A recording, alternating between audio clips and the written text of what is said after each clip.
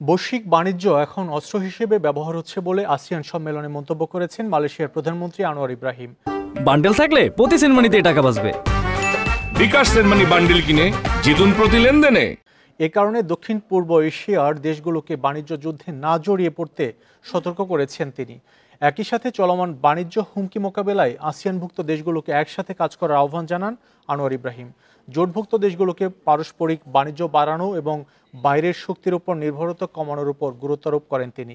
এছাড়াও চীনের পররাষ্ট্রমন্ত্রী ওয়াং ইর সঙ্গে আলাদা করে বৈঠক করেছেন দক্ষিণ পূর্ব এশিয়ার শীর্ষ কূটনীতিকরা।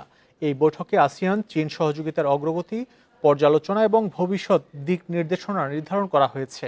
এবারের সম্মেলনে যোগ দিয়েছেন মার্কিন পররাষ্ট্রমন্ত্রী মার্কো রুবিও।